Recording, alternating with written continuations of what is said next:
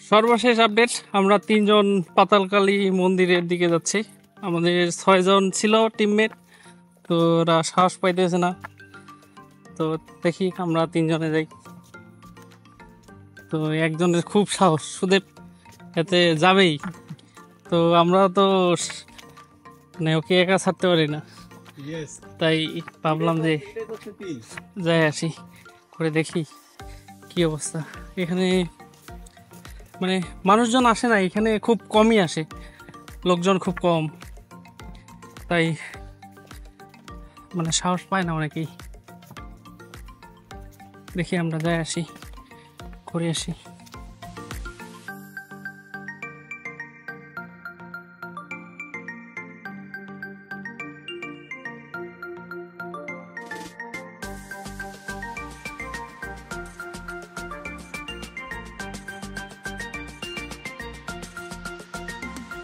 আমরা 4-6 জন যাইতে পারলে অনেকটা ভালো হইতো, সবাই একসঙ্গে যাইতাম, কিন্তু যাই হোক যেহেতু 3 জন যাচ্ছে না, তাহলে না আমরা 3 জনই, বাকি 3 জন চলে যাচ্ছি।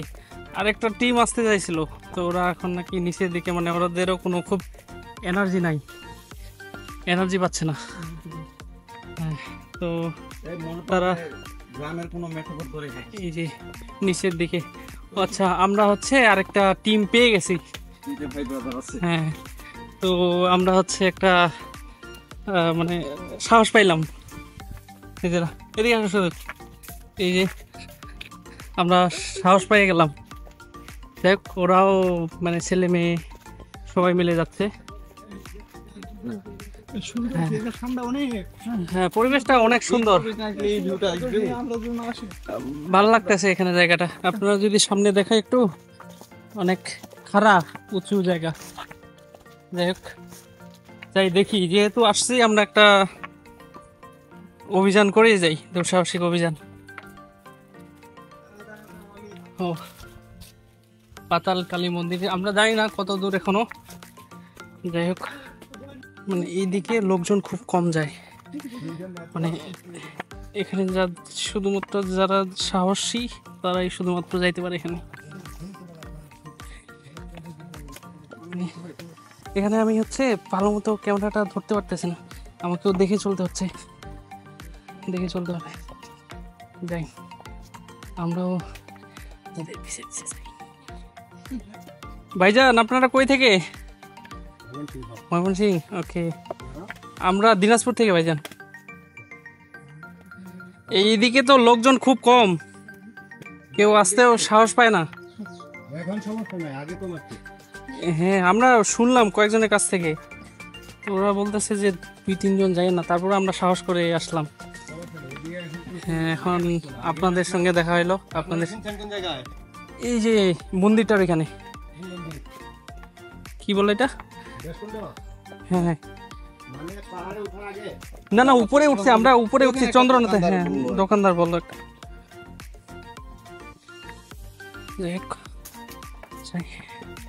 এখন পর্যন্ত আমরা 4 মিনিট আসলাম।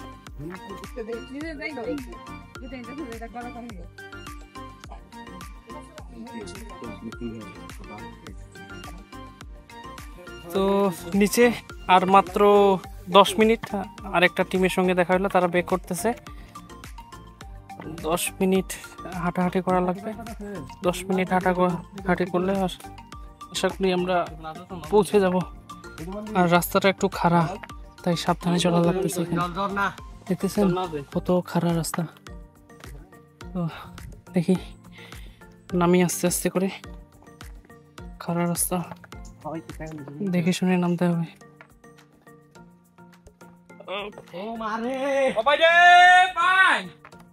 প্রায় ক্লান্ত, এটা তো অনেক খারাপ রাস্তা।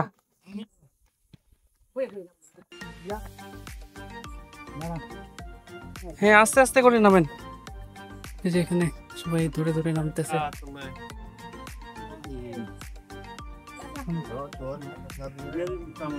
তো দেখি আমরা, মানে রাস্তাটা অনেক খারাপ, তো ট্রাই করবো যাতে কারো কোনো রকম ক্ষতি না হয়, আমরা ভালো মতো যেতে পারি এখানে।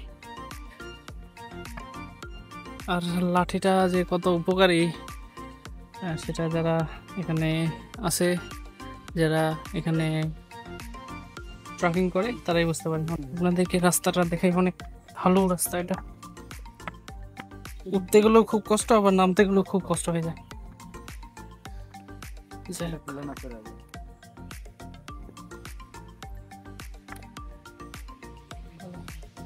আগে আমার মনে হয় উপরে দিয়ে এটা এখানে নামতেছে, তো আমি এখন নামবো। তো এখন নামার সময় ভিডিও করা যাবে না।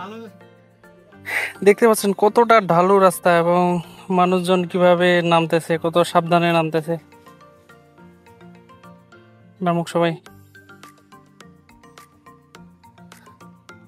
অনেক ঢালু রাস্তা,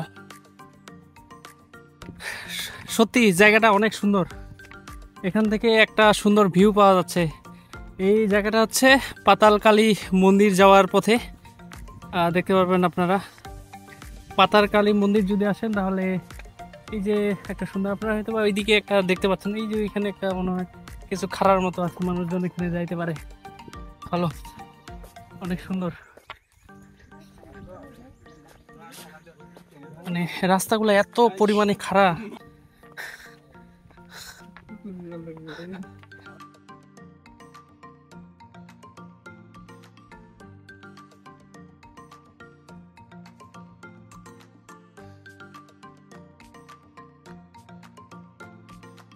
পাতালকালী মন্দিরে আমরা পৌঁছাইলাম।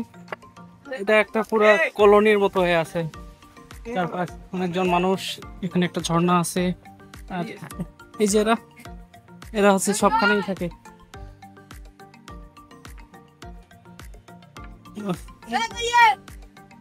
সব জায়গাতেই আছে এরা। এখানে হচ্ছে ঝর্ণার ভাই কিছু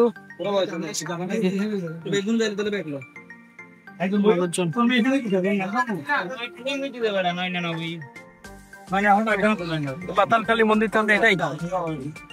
আচ্ছা, পাতালকালী মন্দির এখানে আমরা ফাইনালি পৌঁছে যা দিচ্ছে।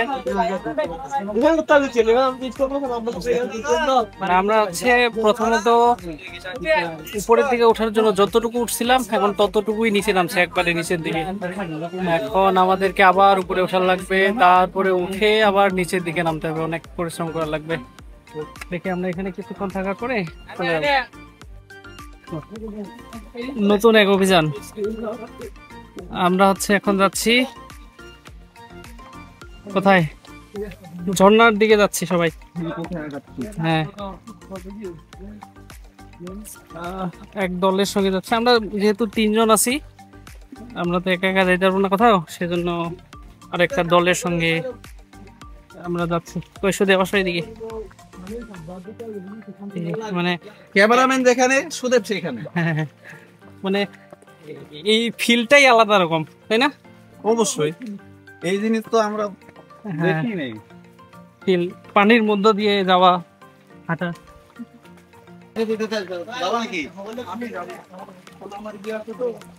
আর ওরা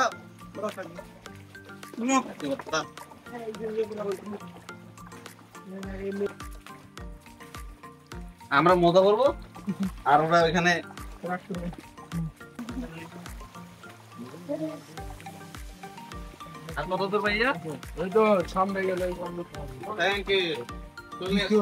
এটাই ওকে। আমরা আসে গেছি ঝর্ণার দিকে। যাই হোক, এটা একটু ছোটখাটো ঝর্ণা, বেশি বড় না। মানুষজন এখানে গোসল করতেছে। এই যে আমরা যেহেতু কোনো কিছু নিয়ে আসি নাই, তো গোসল করবো না হয়তো বা।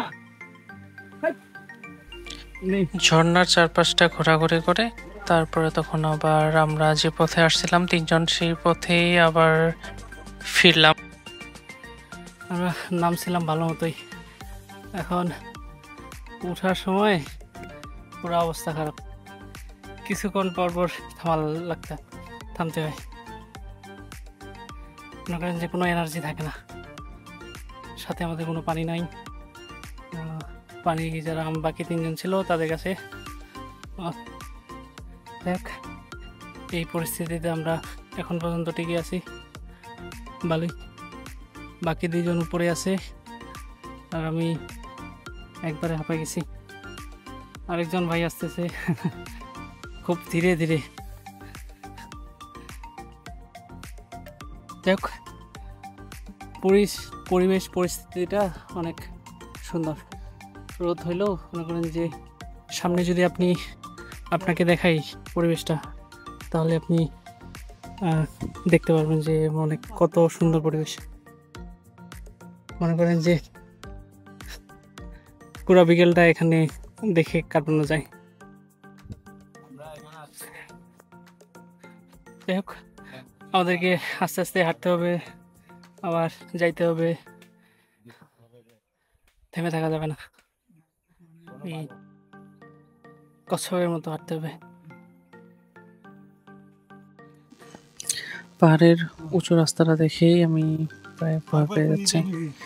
আসার সময় তেমন কোনো পরিশ্রম ছাড়াই আমরা নিচের দিকে খুব সহজেই নামতে পারছিলাম, যদিও ঢালু ছিল। এখন উপরের দিকে উঠতে হচ্ছে সোজা খাড়া। ওরা দুইজন খুব সহজে উঠতেছে, কিন্তু আমার সময় প্রায় আমি 1 মিনিট পর পর থামতেছিলাম। আমি হাঁপাই যাচ্ছিলাম, আমাদের কাছে কোনো পানি নাই, আর কিছুক্ষণ পর পর আমি থেমে যাচ্ছি।